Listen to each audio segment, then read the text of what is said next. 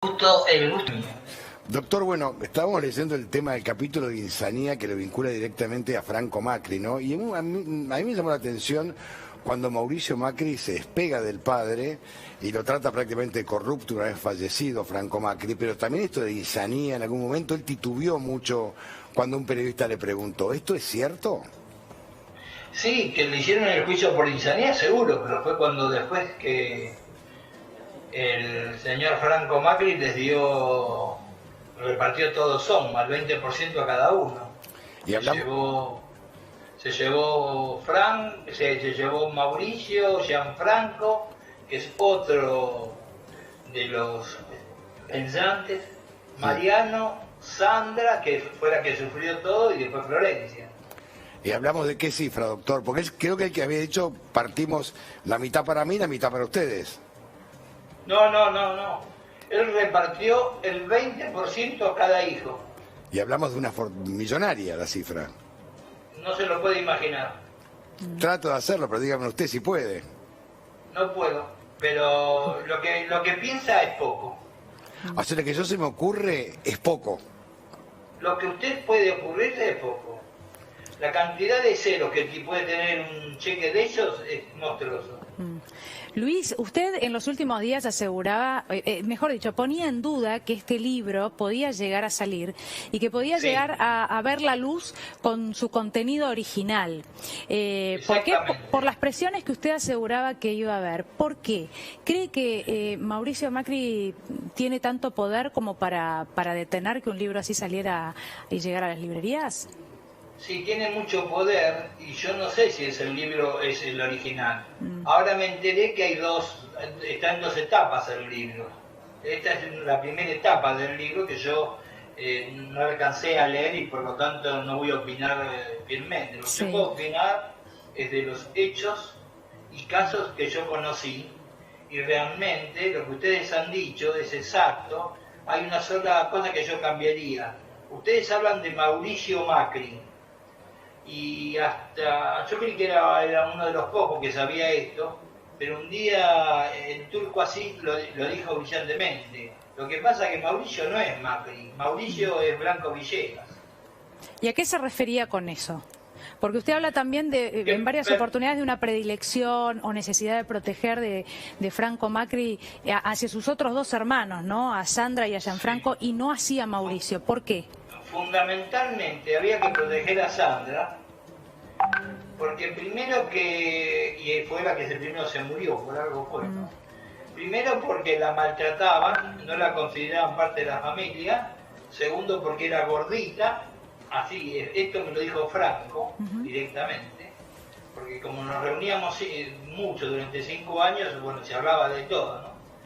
Y había que protegerla de todos lados porque la atacaban de todos lados, desde antes de que se pusiera de novio hasta después se puso de novia, después cuando quiso casarse, siempre había un problema.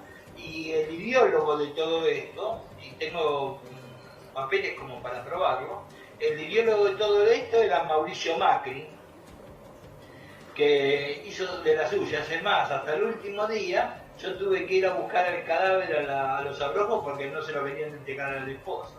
¿Cómo? ¿El cadáver de Sandra? Yo, el último día de Sandra, cuando falleció, yo tuve que ir a la Quinta Los Abrojos para que me dieran el cadáver de Sandra porque Mauricio no se lo quería entregar a la esposa. Porque ellos consideraban, a ver si yo me equivoco, yo conozco parte de la historia, doctor, ellos consideraban que el marido de Sandra era Mersa, o sea, no estaba a la altura de ellos. Sí, exactamente. Ellos consideraban todo mal de aquel que le pudiera tocar un peso del bolsillo de ellos, creyendo que la plata la habían hecho ellos y no la había hecho Franco, porque el hacedor, el creador de todo, yo tengo un libro que ahora lo tiene una jueza por un juicio que estamos haciendo como prueba, donde Franco escribió todo lo que hizo en su vida, y nada que ver, y los papelones que le hizo pasar Mauricio en algún que otro negocio importante. A mí me contaron, a ver si usted me va a desmentir o no, que Mauricio era muy soberbio y muy rápido a la hora de encarar y que hacía negocios paralelos mientras estaba en SOCMA. ¿Esto es verdad? Sí, es verdad. llamen al CEO, Mafioli, y que hable y que cuente la verdad. Negocios millonarios. Uno hablaba de una cartelería, ¿puede ser? Acá no se habla nada de 200 pesos. Acá todos los juicios son todos millonarios. Todos los temas, los trabajos, la venta de acciones y todo demás, siempre está hablando usted de 7 cifras. 7 cifras, siempre. Verde. Bueno, de hecho, hay varios temas que se tratan en el libro y que tienen que ver, usted lo había anticipado, ¿no? Incluso la empresa aérea Maquer, la venta. Avianca. Sí. Entre comillas, ¿no? Que creo que quedó en manos de Colunga, el tema correo, varias cuestiones, autopistas, bueno, todo lo que hemos contado en el último tiempo. Pero quiero llevarlo a este punto, Luis, porque usted hablaba del poder que tenía Mauricio Macri, pero del poder también sobre la justicia, no solo para parar este libro. Y teniendo en cuenta las causas judiciales que van avanzando, espionaje, ¿no? Y demás, ¿usted cree que sigue teniendo ese poder sobre los jueces el expresidente? Sí, sigo creyendo, porque el juicio que nosotros teníamos directamente contra él, teníamos fecha, la suspendieron, nos dieron una nueva fecha, la volvieron a suspender, y cuando la volvieron a suspender nunca más fijaron fecha. Perdón, ¿en el marco de qué juicio? En el juicio de las escuchas telefónicas, donde teníamos, no sé, más de 40.000 fojas y estaba todo probado. Sí. Ahí estaba el Fino Palacio, Ciro James. Las escuchas a Sandra, dos ¿no? jueces, logramos sacar a 2 jueces de Misiones. Ahí se trabajó como loco y trabajó el doctor Nisman, una persona que yo quise mucho y que lo conocí hace 30 años. Y lo que se cuenta de Nisman no es realmente lo que sucedió o lo que yo creo que sucedió. No, pero más allá de lo de Nisman, doctor, este es en el marco de la causa de las escuchas a la hermana de Mauricio, a Sandra, ¿Sí? ¿no? Sí, y él era el principal fiscal. Nisman. Nisman era el principal fiscal y ya íbamos a juicio. Y dice cuando muere Nisman quedó solo, porque la verdad que quedó solo.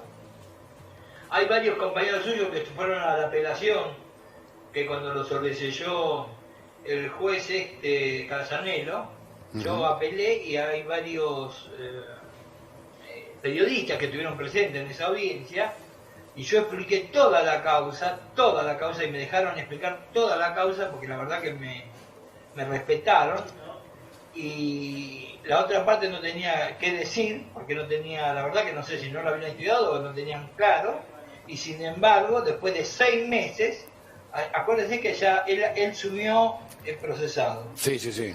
Recién después de 6 meses lo desprocesaron.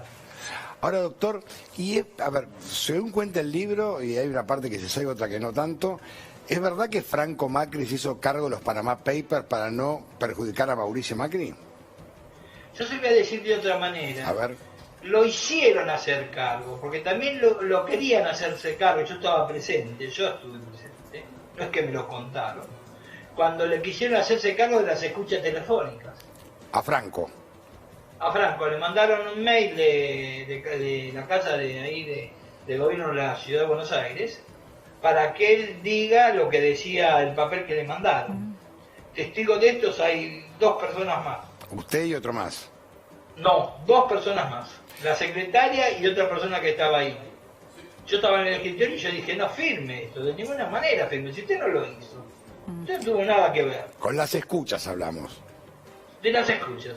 Capo, Le querían hacer firmar a él como que él había contratado a Ackerman, Sociedad Anónima, y a ese estaba Ford. Sí, había otra empresa, eran 2 empresas, sí, sí, sí. Richard Ford era el cabeza, con el cual yo personalmente me reuní, así que no estoy hablando por boca de ganso. Y yo sé cómo fue todo eso, todo ese tema. Quiero preguntarle por lo que le decía Franco Macri, porque la verdad acá en este libro vamos a leer varias frases sobre lo que Mariano Macri dice de Franco y de Mauricio. Pero la pregunta, y la tiene la respuesta alguien que hoy no nos puede hablar, es Franco Macri. Usted recién dijo, y yo no lo quiero dejar pasar, dijo no es un Macri, no lo consideraba un Macri. Mauricio es un Blanco Villegas, además de otras declaraciones que hay en el libro respecto de que era un mal negociador, negociador y la manera de manejarse ante las empresas que tenía Mauricio Macri, a diferencia de Franco. ¿Cómo cree usted o qué le había dicho Franco Macri? ¿Qué le decía Franco Macri respecto de su propio hijo? Que no estaba preparado para ser presidente de la nación, y no era porque no tenía la capacidad ni nada, sino porque tenía mucho miedo de las cosas que él podría hacer como presidente. Por lo tanto, él no estaba preparado.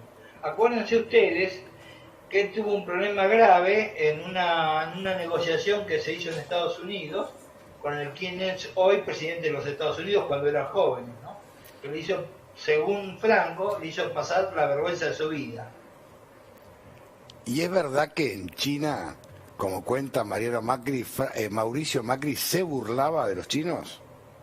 Sí, él decía que un invento estúpido de parte del padre, y lo que no se dio cuenta, el futuro que se venía. Es más, es tan así que él la mandó a Nuria a estudiar mandarín y armaron una empresa, hay Macri Group y Framac, y armaron una empresa y trabajaron con los chinos como locos, hicieron una muy buena diferencia.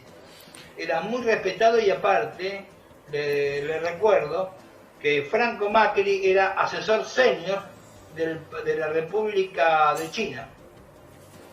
A mí me llamó la atención cuando decían que él, mientras hablaban, y que inclusive en un momento, creo que fue Mariano, que le dice, no te burles que están los traductores. Mire, yo no sé si usted ya lo descubrió, yo me imagino que con su inteligencia lo descubrió. ¿Usted conoce una persona más soberbia que él? No. Y acá me juego lo que le voy a decir, y lo puedo respaldar. Soberbia y mentirosa.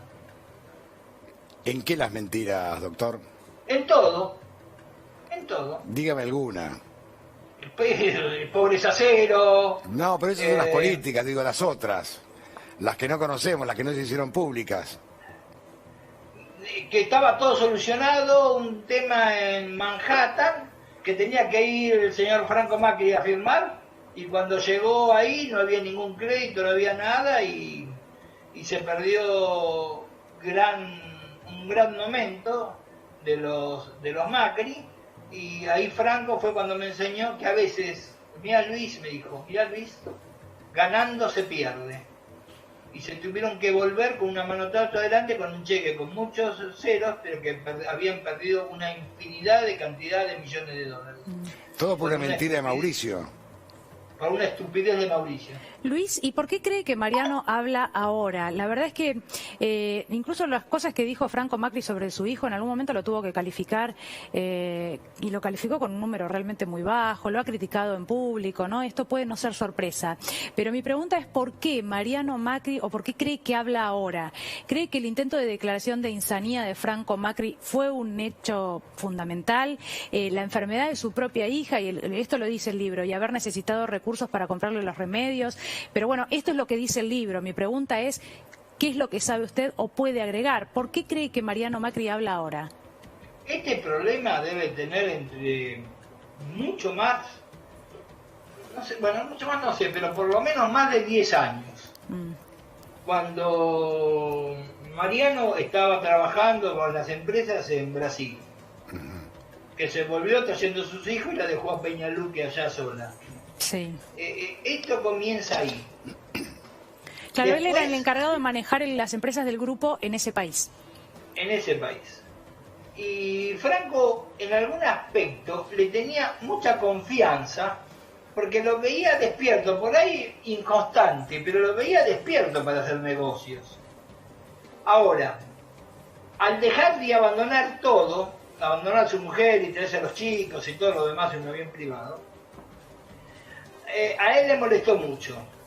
Y a los hermanos ni se imagina. Sí. Y cuando llegó el momento de repartir dinero o repartir dividendos, la más perjudicada era Sandra. Y después Mariano. Manejaban él y Gianfranco como querían. Hacían lo que querían. Y aparte acuérdese que ya Franco no estaba en el directorio de Soma, pues ya había entregado las acciones, ¿no? O sea que él entregó todas las acciones a los hijos, todas. Sí, sí señor, le dio a todos por igual, el 20%. Y eso es Y cierto. aparte Sandra tenía un fideicomiso con un monto determinado, eso tengo toda la documentación de eso, y en un mes le ratificaron y le borraron como 10 millones. Se lo robaron.